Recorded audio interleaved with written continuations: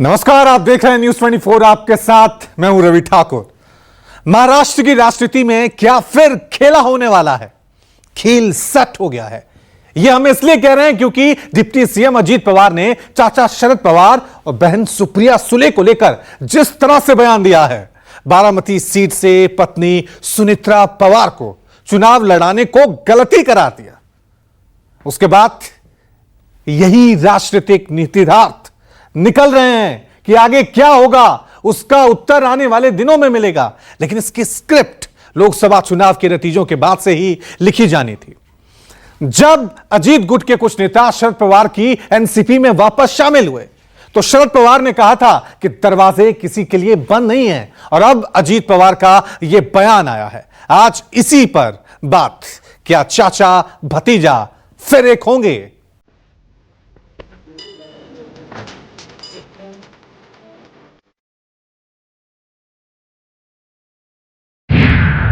अजित पवार का राजनीतिक पश्चाताप, चाचा के खिलाफ गलती का एहसास।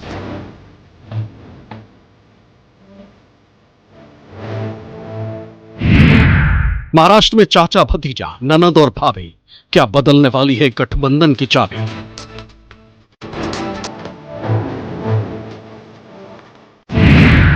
मराठवाड़ा के घर में क्या होगा कुछ बड़ा? भतीजा अजित पवार फिर फैसला लेंगे कड़ा।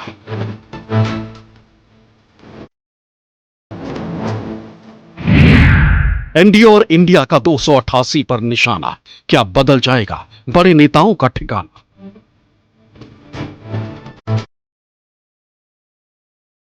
महाराष्ट्र की राजनीति की कमजोर कड़ी बनते जा रहे डिप्टी सीएम अजित पवार को क्या गलती का एहसास हो रहा है, या फिर से वो एक और राजनीतिक पलटी मारने वाले? उनके हालिया बयान से कम तो यही लग रहा। चाचा शरद पवार के सहारे राजनीति की सीढ़ियां चढ़ने वाले अजित पवार फिलहाल महायुति की सरकार में डिप्टी सीएम, जिसमें बीजेपी और शिवसेना से बगावत करके असली शिवसेना बनी एकनाथ शिंदे की पार्टी शामिल है। सबसे पहले समझ लेते हैं आखिर अजित पवार ने कहा क्या। मैं अपनी सभी बहनों से बहुत प्यार करता हूं। मैंने अपनी बहन के खिलाफ सुनेत्रा पत्नी को उतार कर गलती की। ऐसा नहीं होना चाहिए, लेकिन यह फैसला एनसीपी के संसदीय बोर्ड ने लिया था। अब मुझे लगता है कि ये एक गलत फैसला था। अजित पवार ने यह बयान जन विश्वास यात्रा के दौरान दिया, जिसके बाद से इसके राजनीतिक मायने निकाले जा रहे हैं। सवाल उठ रहा है कि क्या अजित पवार फिर से घर वापसी की तैयारी कर रहे हैं? सार्वजनिक रूप से गलती मानना क्या इसकी पहली कड़ी, और आने वाले विधानसभा चुनावों से पहले वो कोई बड़ा राजनीतिक फैसला ले लेंगे? क्योंकि ज्यादा दिन नहीं हुए जब अजित पवार की पार्टी के कुछ नेताओं ने फिर से शरद पवार की पार्टी ज्वाइन की थी। तब भी ये सवाल उठा था कि क्या अजित पवार की वापसी होने वाली? इस पर शरद पवार ने क्या कहा था, उसको सुन लीजिए। घर में सभी के लिए जगह है। इस तरह के फैसले व्यक्तिगत स्तर पर नहीं लिए जा सकते। संकट के दौरान मेरे सहयोगी जो मेरे साथ खड़े हैं उनसे पूछकर कोई फैसला लिया जाएगा। गलती और मान मनोबल के बीच सवाल यह भी उठता है कि आखिर ऐसी क्या परिस्थिति बनी जो अजित पवार डिप्टी सीएम रहते हुए भी ऐसे बयान दे रहे हैं जिनसे उनके गठबंधन के साथी खुश नहीं होंगे? तो इसका जवाब लोकसभा चुनाव के नतीजों से मिलता है, जब महायुति यानी एनडीए को तगड़ा झटका लगा था। गठबंधन को 48 में से केवल 17 सीटें मिली थी, जिसमें अजित पवार की पार्टी को सिर्फ एक सीट मिल पाई थी। इसके बाद से ही अजित पवार को लेकर चर्चाओं का दौर शुरू हो गया था। अजित पवार को केवल चुनाव में ही झटका नहीं लगा, बल्कि जब केंद्र में एनडीए की सरकार बन रही थी तब अजित पवार अपनी पार्टी के लिए एक कैबिनेट मंत्री पद चाहते थे, जबकि बीजेपी ने उन्हें राज्य मंत्री पद का ऑफर दिया, जिसे अजित पवार की पार्टी ने स्वीकार नहीं किया। इसे भी गठबंधन में गांठ की एक वजह माना गया।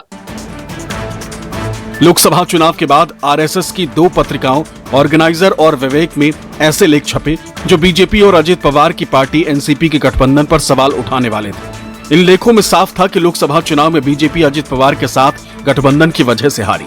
बीजेपी के कार्यकर्ता इस गठबंधन को हजम नहीं कर पा रहे थे, इसलिए बीजेपी का ये हाल हुआ। लेख में आगे लिखा गया था कि एकनाथ शिंदे की शिवसेना से बीजेपी का गठबंधन स्वाभाविक था, लेकिन अजित पवार के एनसीपी के साथ ऐसा नहीं था। लोकसभा चुनाव के बाद से ही अजित पवार को लेकर चर्चा हो रही है। हालांकि वो अभी महायुति सरकार में शामिल है, लेकिन जिस तरह से अजित पवार की राजनीतिक महत्वाकांक्षा सामने आती रही है, वो भी उनके रास्ते में रोड़ा साबित हो रही है। हाल ही में जब उन्होंने अपना जन्मदिन मनाया था तो भावी सीएम लिखा केक काटा था। वहीं अजित पवार की बात करें तो उन्होंने चुनाव नतीजों के बाद बारामती से अपनी पत्नी सुनेत्रा की हार पर आश्चर्य जताया था। उस समय उन्होंने कहा था, मैं बारामती के परिणाम से बहुत हैरान हूं। मुझे समझ में नहीं आ रहा लोगों ने मेरा समर्थन कैसे नहीं किया। बहुत हैरानी है। अन्य निर्वाचन क्षेत्रों को छोड़ दें, लेकिन मुझे बारामती से इसकी उम्मीद नहीं थी। बारामती में भले ही ननद सुप्रिया सुले और भाभी सुनेत्रा पवार चुनाव मैदान में थी, लेकिन प्रतिष्ठा चाचा शरद पवार और भतीजे अजित पवार की दांव पर लगी हुई थी, जिसमें चाचा की जीत हुई। भाभी सुनेत्रा पवार को 1,58,333 वोटों से हार मिली थी, जबकि ननद सुप्रिया सुले फिर से लोकसभा पहुंचने में कामयाब रही। सुप्रिया सुले को 7,32,312 वोट मिले थे, वहीं सुनेत्रा को 5,73,979 मत प्राप्त हुए। अजित पवार चाचा शरद पवार की तरह ही बारामती में अपने आप को बड़ा नेता मानते हैं। इसकी वजह यह भी है कि अजित पवार लगातार 6 बार बारामती से चुनाव जीत चुके हैं और अजित पवार का बारामती में अच्छा होल्ड है। लेकिन लोकसभा चुनाव में जिस तरह से असली और नकली की लड़ाई हुई, उसमें जनता ने ये बता दिया कि वोटर किसके साथ हैं। मजेदार बात यह है कि अजित पवार अपने विधानसभा सीट बारामती से भी अपनी पत्नी सुनेत्रा को बढ़त नहीं दिला पाए, जहां उन्होंने पूरा जोर लगा रखा था। सुप्रिया सुले को बारामती से 48,184 वोटों की लीड मिली थी। अजित पवार 6 बार से बारामती विधानसभा सीट से जीतते आए, लेकिन जब चाचा और भतीजे आमने सामने हुए तो बारामती की जनता ने चाचा शरद पवार का साथ दिया। लोकसभा चुनाव के दौरान सुप्रिया सुले ने बीजेपी को निशाने पर लिया था और भाभी सुनेत्रा पवार को मां के समान बताया था। ये राजनीति, ये षड्यंत्र पवार फैमिली और महाराष्ट्र के खिलाफ है, क्योंकि ये भारतीय जनता पार्टी आदरणीय पवार साहब को खत्म करना चाहती है। ये दुख की बात है कि बीजेपी इतनी गंदी राजनीति महाराष्ट्र में और हमारे घर में कर रही है, लेकिन जो हुआ वो हुआ। लेकिन मेरे मन में हमेशा ही आदरणीय मेरी जो भाभी है, जिसको मराठी में हम बहनी कहते हैं, वो माँ की जगह ही रहेगी। विशेष बात यह है कि अजित पवार के अलग होने के बाद बारामती लोकसभा क्षेत्र में शरद पवार की पार्टी का कोई विधायक नहीं रह गया था। इसके बाद भी सुप्रिया सुले ने शानदार जीत दर्ज की। इन हालात में अजित पवार का गलती वाला बयान कई सवाल खड़े करता है। क्या अजित पवार को खुद का राजनीतिक भविष्य मझधार में दिख रहा है?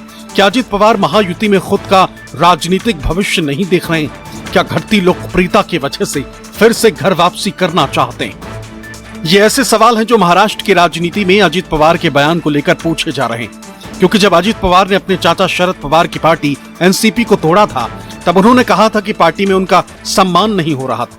उस समय चर्चा ये भी हुई थी कि एनसीपी ने खुद से ज्यादा सुप्रिया सुले की सक्रियता की वजह से अजित पवार असहज महसूस कर रहे थे, इसलिए उन्होंने अलग रास्ता चुना। एखादा माणूस नोकरीमध्ये लागला तर महाराष्ट्र सरकारमध्ये 58व्या वर्षी रिटायर होतो। आता नवीन पिढी पुढे येते, तुम्ही आशीर्वाद द्या ना। अजित पवार ने सिर्फ चाचा शरद पवार के खिलाफ बगावत नहीं की थी, उनकी पार्टी एनसीपी को अपना बना लिया था और चुनाव आयोग से मान्यता हासिल कर ली थी। लेकिन लोकसभा चुनावों ने अजित पवार को करारा झटका दिया, उनका पूरा दाव उल्टा पड़ा। अब उनके ताजा बयान पर राजनीतिक प्रतिक्रिया हो रही है। कोई भी व्यक्ति जो सुबह का भूला हो और शाम को घर लौट आए तो भूला नहीं कहा जाता। उसी प्रकार अजित दादा पवार यह गलती मान रहे हैं कि हमने सुप्रिया सुले जी के सामने चुनाव नहीं लड़ना चाहिए था, ये तो बड़ा ही स्वागत योग्य कदम है। एक गलती पर आज उन्होंने अपनी भूल सुधारी है, हो सकता है कि दूसरी गलती पर भी भूल सुधार लें। जो गलती महायुति के साथ उन्होंने जाकर की है, अपने अपने हिसाब से अपने अपने जजमेंट से निर्णय कोई लेते हैं, तो उसके बारे में दूसरे किसी को उनके फैमिली में क्या होना चाहिए था इसके बारे में बोलना बिल्कुल उचित नहीं है। क्योंकि हमारे परिवार में क्या होना चाहिए, हम तो राजनीति से दूर है हमारा परिवार, लेकिन वो हर एक परिवार का निर्णय रहता है। इसके लिए उनको जो भी लगा है वो खुले दिल से वो सबके सामने बातें रख रहे हैं। शिंदे गुट अजित पवार के बयान को पारिवारिक बता रहा है, तो बीजेपी की भी कुछ ऐसी ही प्रतिक्रिया है, लेकिन अजित पवार पर कांग्रेस के नेता निशाना साध रहे हैं। जो कार्य सोच समझकर किया जाता है उसे गलती नहीं कहते। आपने कहा कि आपके पार्लियामेंट्री बोर्ड ने डिसीजन लिया था, उसके सामने आप कुछ नहीं कर सके, लेकिन मुझे ऐसे लगता है कि आप राष्ट्रीय अध्यक्ष आपके पार्टी के होने के नाते आपको ये फैसला स्वीकार या अस्वीकार करना इसका अधिकार था। दादा राष्ट्रीय अध्यक्ष आहेत. मी तुम्हाला सांगितलं ना की त्यांचा हे काय त्यांनी अनौपचारिक चौथ्यामध्ये बोललेले नाहीत, ऑफिशियल बोललेले आहेत. ठीक आहे, त्यांनी त्यांची भावना त्या ठिकाणी व्यक्त केली. दादा इज ग्रेट, विल प्रूव्ह. दादांच्या नेतृत्वाखाली राष्ट्रवादी काँग्रेस पक्षाने NDAमध्ये सहभागी होण्याचा जो निर्णय घेतला आहे तो कॉन्शियसली पुढे सुद्धा त्याच पद्धतीने ठेवून काम करण्याच्या दृष्टिकोनातून आहे. पिछले कुछ दिनों में महाराष्ट्र में राजनीतिक परिस्थितियां तेजी से बदली. छगन भुजबल तो अजित पवार के साथ आए थे, उन्होंने शरद पवार से मुलाकात की. इसके बाद अजित गुट से जुड़े पिपरी चिंचवाड़ के कुछ नेताओं ने शरद पवार की पार्टी में वापसी की. तब से अजित पवार की पार्टी को लेकर चर्चा हो रही. अब अजित पवार के बयान को राजनीति के जानकार अपने नजरिए से देख रहे हैं. अजित पवार ने आज जो बयान दिया है कि बारामती से अपनी चचेरी बहन सुप्रिया सुले के सामने अपनी पत्नी को खड़ा करना एक गलती थी, उनकी ये गलती थी. लोगों ने उसी समय माना था जिस समय उन्होंने अपनी पत्नी को अपनी बहन के खिलाफ चुनाव में उतारा था. लोगों को समझ नहीं आया था कि अजित पवार ये क्यों कर रहे हैं. ऐसा माना जा रहा था कि बीजेपी के दबाव में उन्होंने एक कदम उठाया है, लेकिन अभी उनको अपनी गलती का एहसास हो गया है. वहीं इस बात की भी चर्चा हो रही है कि अगर अजित पवार फिर से चाचा शरद पवार की पार्टी में वापसी करते हैं तो इससे केवल अजित पवार को फायदा नहीं होगा बल्कि शरद पवार को भी मजबूती मिलेगी. इसको लेकर कई मायने निकाले जा रहे हैं, लेकिन फिलहाल जो स्थिति है 2 महीने में विधानसभा चुनाव है, तो विधानसभा चुनाव के पहले भतीजा चाचा के पास लौटेगा. फिलहाल इसकी संभावना बहुत कम दिखाई दे रही है. हालांकि राजनीति के बारे में कहा जाता है कि राजनीति में कभी भी कुछ भी हो सकता है, इसलिए अक्टूबर-नवंबर तक होने वाले विधानसभा चुनाव के पहले ये संभव है कि अजित पवार और शरद पवार में सुलह हो जाए. फिलहाल इसकी संभावना कम दिखाई दे रही है.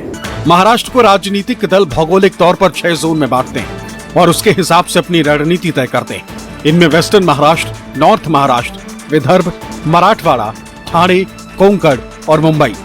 वेस्टर्न महाराष्ट्र को शरद पवार परिवार के मजबूत इलाके के रूप में माना जाता है.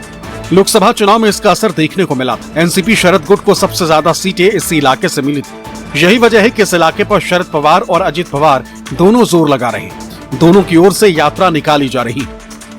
पश्चिम महाराष्ट्र की बात करें तो यहाँ पर दूध और शक्कर की फैक्ट्रियां सबसे ज्यादा है और इन सभी पर शरद पवार के करीबियों का कंट्रोल है और शायद इसी वजह से हर चुनाव में शरद पवार का यहाँ काफी दबदबा रहता है.